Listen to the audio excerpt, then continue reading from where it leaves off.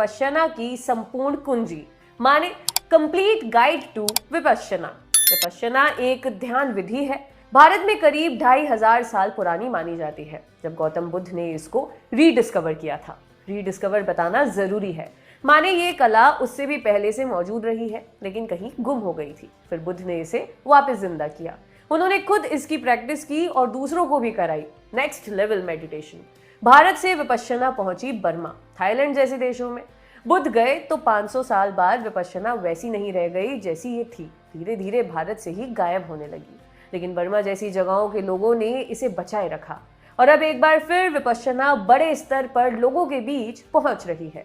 विपश्यना का मकसद होता है कि दिमाग में जो कुछ चल रहा है और उससे जो दिक्कत हो रही है उससे पिंड छुड़ाना। केवल बॉडी ही नहीं, दिल दिमाग के भी दुखों को, ओवरथिंकिंग को दूर करना। इसमें आदमी खुद को चेक करता है और खुद को भीतर से शुद्ध करने की कोशिश करता है। जो कुछ भी घट रहा हो उसको आदमी तटस्थ होकर देखता है और अपने चित्त को साफ करने की कोशिश करता है। कम शब्दों में बताएं तो दिन में कई बार बैठे बैठे ध्यान करना होता है। 10 घंटे बैठे रहो और ध्यान करो। 10 दिन तक मौन रखना होता है, इशारों में भी बात नहीं कर सकते। विपश्यना में कोई दिक्कत हो तो जो आचार्य हो वहां पर उनसे पूछ सकते हैं। फिर हुए सयाजी ऊबा खिन, बर्मा के थे। 6 मार्च 1899 को बर्मा की राजधानी रंगून में पैदा हुए। पहले क्लर्क हुआ करते थे अकाउंट जनरल के ऑफिस में।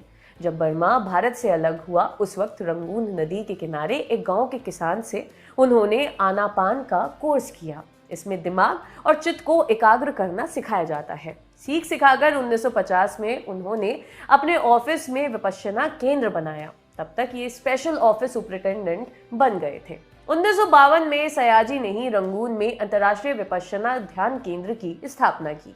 31 साल का एक आदमी एक बार उनके पास आया। सयाजी ने उसे विपश्यना सिखाया। उस आदमी का नाम सत्यनारायण गोयनका था।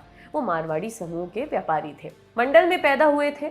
14 साल तक उन्होंने सयाजी से ट्रेनिंग ली। 1969 में सत्यनारायण गोयनका विपश्यना को एक बार फिर भारत लेकर आए।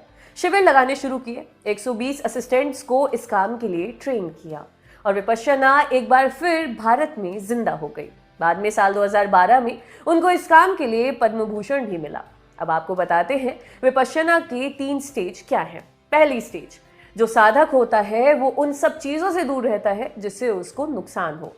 इसके लिए पंचशील का पालन करना पड़ता है, मतलब जीव हिंसा से दूर रहना, चोरी से बचना, झूठ ना बोलना, ब्रह्मचर्य का पालन करना और नशे से दूर रहना।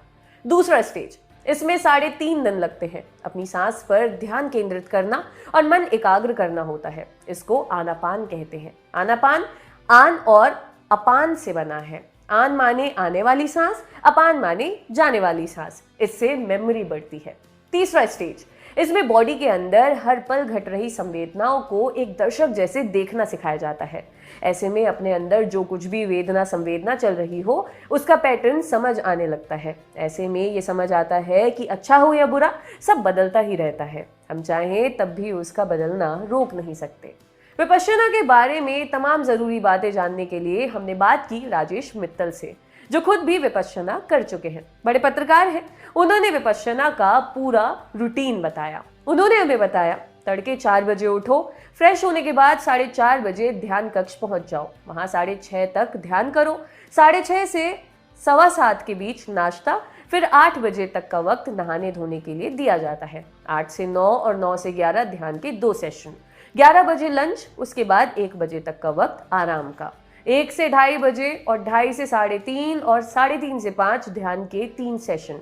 5 से 5:30 स्नैक्स, 6 बजे तक आराम, 6 से 7 ध्यान, 7 से 8:30 गोयनका जी का वीडियो पर प्रवचन, 8:30 से 9 बजे तक ध्यान। ध्यान के हर घंटे 2 घंटे बाद 5-10 मिनट का बायो ब्रेक दिया जाता है। विपश्यना के मेन सेंटर का पूरा पता है, विपश्यना इंटरनेशनल एकेडमी, धमगिरी, इगतपुरी, जिला नासिक, महाराष्ट्र। सीखने के लिए इगतपुरी जाना जरूरी नहीं है। देश में इसके करीब 70 सेंटर हैं और पूरी दुनिया में कुल 161 सेंटर।